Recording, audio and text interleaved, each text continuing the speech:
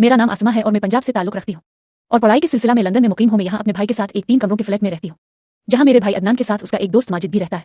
मेरा भाई गुज़िश्ता 4 साल से लंदन में मुकीम है, जबकि इसका दोस्त भी 4 साल से इसी के साथ इसी फ्लैट में रहता है। मैं 1 साल पहले यहाँ आई हूँ और मैं यहाँ रहती हूँ। मैं 5 फुट 5 इंच कद की मालिक नीली आंखों और ब्राउन बालों वाली 19 साल की एक खूबसूरत लड़की हूँ।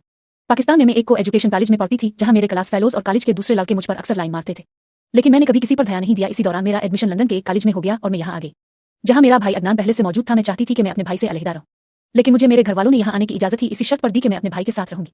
मैं यहाँ आई तो मेरे भाई का दोस्त माजिद 5 फुट 10 इंच कद वाला सांवले रंग का स्मार्ट जिस्म का ये नौजवान तकरीबन 12 साल की उम्र का होगा। गजब का खूबसूरत था। ये लड़का हमेशा मुझसे दूर रहने की कोशिश करता। दूसरे पाकिस्तानी लड़कों की तरह इसने कभी भी मुझसे ज्यादा फ्री होने की कोशिश नहीं की, बल्कि मतलब की बात भी वो मुझसे कभी कभार करता था। वो इसी वक्त घर आता जब मेरा भाई भी मौजूद होता। अगर कभी ऐसा मौका आता कि मैं घर में अकेली होती तो माजिद भी घर से बाहर चला जाता और इस वक्त वापस आता जब अदनान घर आ जाता। मैंने कई बार उसके साथ बात करने की कोशिश की, लेकिन वो हर बार कतरा जाता और मुझे नजरअंदाज कर जाता, जैसा कि इसके साथ किसी ने बात ही ना की हो। जैसे जैसे वो मुझे नजरअंदाज करता, मुझ में इसे पाने की ख्वाहिश बढ़ती जाती।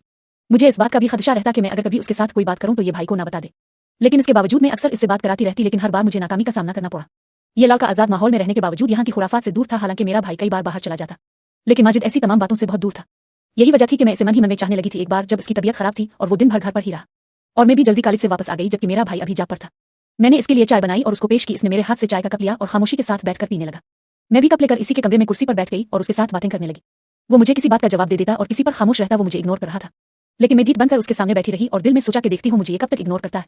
बातों के दौरान मैंने इससे ये पूछ ही लिया कि वो मुझे इग्नोर क्यों करता है, तो कहने लगा कि तुम मेरे दोस्त की बहन हो और मेरे ख्याल में दोस्त की बहन अपनी बहन के बराबर होती है। मैंने इससे कहा कि दोस्त की बहन दोस्त भी तो हो सकती है, तो खामोश हो गया।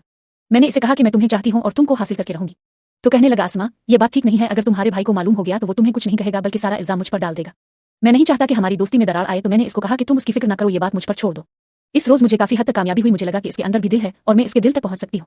अब मुझे इसके दिल में खदशात को दूर करना था। खैर, इसी तरह वक्त गुजरता गया और अगले 2 हफ्ते तक मुझे मजीद कोई कामयाबी न मिल सकी। इसी दौरान मेरे भाई को रात के वक्त एक जॉब मिल गई, जहां पहले वाली जॉब से डबल तनख्वाह थी। मैंने भाई से बात की कि वो ये जॉब न करे, मैं रात के वक्त घर में अकेली होंगी, तो कहने लगा अकेली क्यों, माजिद भी तो घर में ही होता है। माजिद भी इस वक्त हमारे पास ही मौजूद था। मैंने इस वक्त भाई से कहा कि माजिद तो ऐसे होता है जैसे घर में कोई है ही नहीं। आप होते हैं तो मुझे अकेलेपन का एहसास नहीं होता, आपके साथ बातें भी कर लेती हूँ, लेकिन माजिद तो मुझसे बात करने से भी दौड़ता है। मेरी बात सुनकर अदनान भाई हंसने लगे और माजिद को मुखातिब है कर कहने लगे, क्यों माजिद, क्या बात है? आसमा तुम्हारी शिकायत कर रही है। तो माजिद ने एक बार नजर उठाकर पहले अदनान फिर मेरी तरफ देखा और फिर अपने लैपटॉप पर निगाहें मरकूज कर ले। मैंने कहा कि ये तो ऐसे मुझसे भागते हैं जैसे मैं उनको खा जाएगी। 6 माह हो गए माजिद ने मुझसे कभी बड़ा रास्त बात नहीं की और आप कहते हैं कि मुझे अकेलेपन का एहसास नहीं होगा। मैंने मजीद कहा कि अदनान भाई, जब कभी आप घर ना हो और माजिद घर आ जाए और घर में आपको ना पाकर ये तो बाहर निकल जाते हैं, मुझे लगता है अगर अपने नाइट ड्यूटी वाली जॉब शुरू कर ली तो ये भी घर नहीं आया करेंगे। मेरी बात सुनकर भाई हंसने लगे और माजिद को एक बार फिर मुखातिब है कर कहने लगे, माजिद क्या ये सच कह रही है? तो इसने एक बार फिर अपना सर उठाकर मुझे देखा और कुछ कहने ही वाला था कि अदनान भाई बोल पड़े और कहने लगे, माजिद मुझे तुम पर और आसमा दोनों पर एतमाद है। मेरा ख्याल है कि मेरी अदम मौजूदगी में आइंदा आसमा को अकेलेपन का एहसास नहीं होगा। अदनान भाई की बात सुनकर माजिद बोला कि अदनान, असल में इसने अपनी बात शुरू ही की थी कि अदनान भाई फिर बोल पड़े, बस अब ये टॉपिक बंद और आसमा जा चाय बनाकर ला। मैं उठकर किचन में चली गई। वापस आई तो कमरे का माहौल तब्दील हो गया था और दोनों कह लगाकर हंस रहे थे। मैं चाय की ट्रे लेकर कमरे में दाखिल हुई और साथ में हम लोग चाय भी पीते रहे। इस दौरान मैंने नोट किया कि माजिद बात करते करते चूर आंखों से मुझे देखता है और फिर मुझसे नजरें मिलते ही निगाह दूसरी तरफ कर लेता है, जिस पर मुझे खुशी महसूस हुई कि आखिरकार मुझे कामयाबी मिल रही है। मेरे ख्याल में यह पहली बार था कि माजिद मेरी तरफ नजर उठाकर देख रहा था। पहले तो मुझसे बात भी करता तो अपनी नजर नीचे रखता था। भाई ने माजिद से कहा कि कल से तुम अपनी जॉब पर जाते हुए आसमा को उसके कॉलेज ड्रॉप कर दिया करना और वापसी ये खुद लोकल पर आ जा करेगी। मैं रात को ड्यूटी पर हुआ करूंगा, तुम उसका ख्याल रखना, मुझे कोई शिकायत ना मिले। और आसमा, तुम भी माजिद को ज्यादा तंग ना करना, वरना तुम्हारी भी खैर नहीं। अगले रोज सुबह नाश्ते के बाद माजिद जॉब पर जाने लगा तो मैं जल्दी से इसकी गाड़ी का फ्रंट दरवाजा खोलकर बैठ गई। वो गाड़ी में बैठा और एक नजर मुझे देखकर गाड़ी चलाने लगा। वो गाड़ी चलाते हुए खामोश था। मैंने बात शुरू की और कहने लगी, माजिद अब जितना दूर भागोगे मैं इतना ही पास आएगी, और मैंने कहा था कि मैं तुमको पसंद करती हूँ और तुमको हासिल करके रहूंगी। वो मेरी बातें खामोशी से सुनता रहा और मुझे कॉलेज के बाहर ड्रॉप करके चला गया। दोपहर को मैं घर आई तो अदनान भाई सो रहे थे।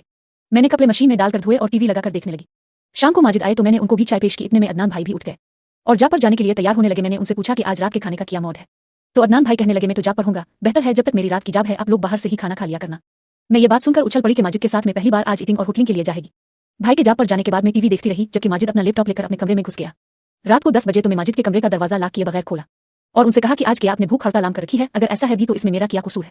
आपको कुछ नहीं खाना तो मुझे तो भूखा ना रखे। मेरी बात सुनकर माजिद मुस्कुराए और अपना लैपटॉप साइड पर रखकर उठ गए और कहने लगे, तुम आधा घंटा मजीद इंतजार करो, मैं KFC से कुछ लेकर आता हूं। मैंने कहा, नहीं, आप घर कुछ ना लाई, मैं भी आपके साथ चलूंगी और बाहर ही खाकर आएंगे। मेरी बात सुनकर वो मेरी तरफ देखने लगा, फिर कहने लगा, चलो ठीक है।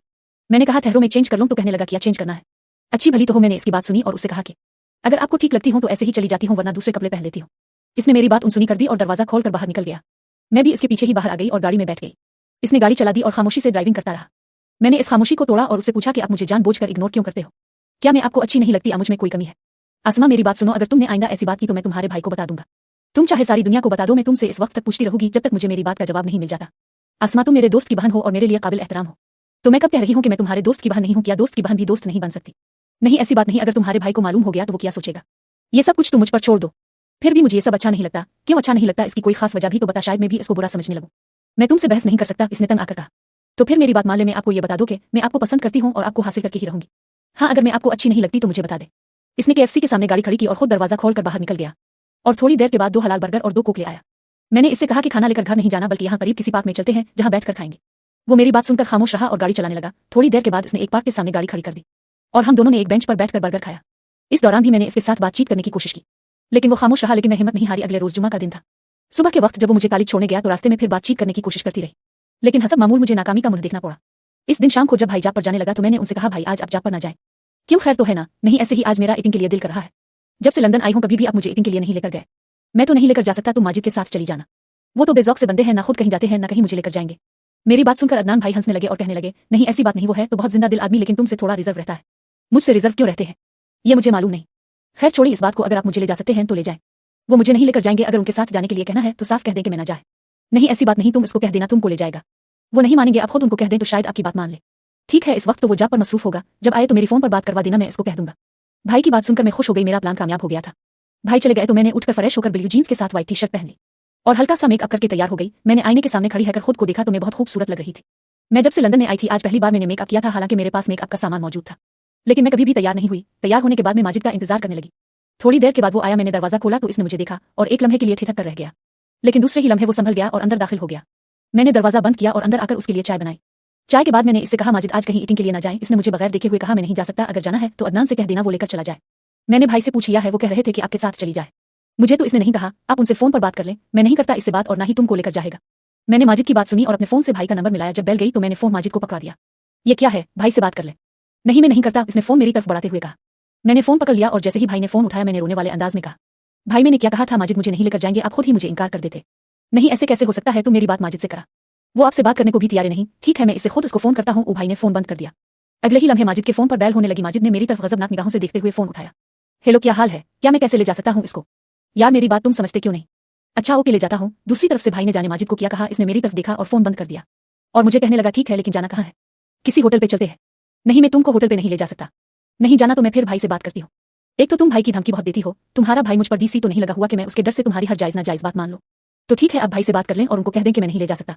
ठीक है लेकिन एक बात सुन लो, वहां जाकर कोई ऐसी वैसी हरकत नहीं करनी और तुम तैयार हो जाए, मैं भी चेंज कर लेता हूँ। मैं तैयार हूँ, अब तैयार हो ले। वैसे इसी तरह भी आप बहुत हैंडसम लग रहे हो। इसने मेरी तरफ फिर मुझे खा जाने वाली नजरों से देखा और अपने कमरे में घुस गया।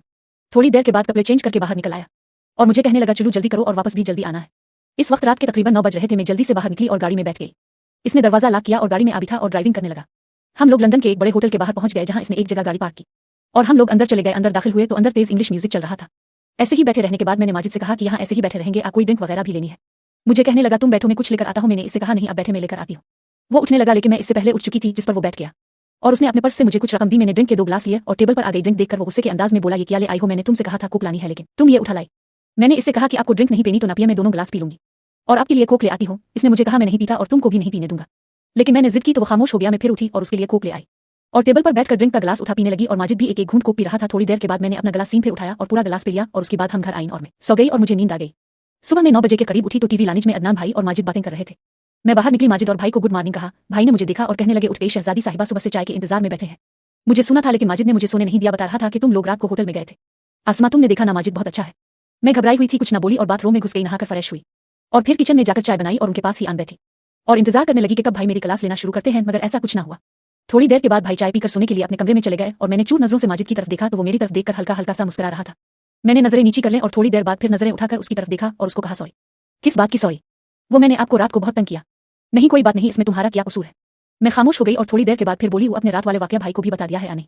नहीं वैसे तुम हो वाकई ही बहुत खूबसूरत। मैं इसकी बात सुनकर खुश हो गई और उसकी तरफ देखने लगी। आखिरकार मैं जीत गई थी, माजिद मेरी जिंदगी में आने वाला पहला लड़का था और मैं पहली बार उसके मुंह से अपनी तारीफ सुन रही थी। मैं उठकर अपने कमरे में चली गई और बेड पर उन्नीति हैकर लेट गई। मुझे अब हर चीज अच्छी लग रही थी और हर चीज पर प्यार आ रहा था। मैंने तकिया लिया और उसके जोर से अपने सीने के साथ लगा लिया। खैर अब हमारी दोस्ती की शुरुआत हो चुकी थी। खैर दिन गुजरते गए। एक रोज मेरी तबीयत खराब थी और मैं कॉलेज न गई। माजिद अपनी जॉब पर चले गए, मैं अपने कमरे में ही लेटी रही जबकि भाई अपने कमरे में सोए हुए थे। 9 बजे के करीब मुझे दरवाजा खेलने की आवाज आई। मैंने सोचा भाई उठे होंगे, किसी काम के लिए दरवाजा खोला होगा। मैं अपने कमरे में ही लेटी रही। थोड़ी देर के बाद मुझे टीवी लाने से आवाजें आने लगे। उनमें भाई के साथ किसी खातून की भी आवाज शामिल थी। दोनों अंग्रेजी जुबान में कुछ बोल रहे थे। मैं उठी और दरवाजा हल्का सा खोल कर देखा तो अदनान भाई एक गोरी खातून के साथ बातें कर रहे थे।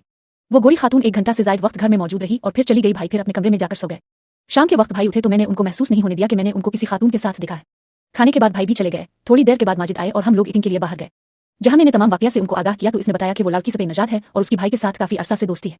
तुम्हारे आने से पहले वो अक्सर घर आती थी, लेकिन तुम्हारे आने के बाद अदनान ने इसे घर आने से मना कर दिया था। आज भी अदनान को मालूम नहीं था कि तुम कॉलेज नहीं गई, इसीलिए इसको बुला लिया। एक दिन जब हम लोग ईटिंग से वापस आए मैंने चाय बनाई और साथ में बिस्कुट ले आई। मैंने एक बिस्कुट उठाया और माजिद के मुंह में डाल दिया। वो मेरी तरफ देखने लगा। खैर उसने कहा कुछ नहीं और बिस्कुट खा लिया। अब मैं तवक्को कर रही थी कि वो भी मुझे बिस्कुट खिलाएगा, लेकिन ऐसा कुछ न हुआ। खैर चाय के बाद मैंने बर्तन उठाए और इस बार आकर सोफे पर बैठ गई और मैं इसकी तरफ देख रही थी। वो भी मेरी तरफ देखने लगा। इसके बाद वो उठकर अपने कमरे में चला गया। मैं भी उठी अपने कमरे में चली गई।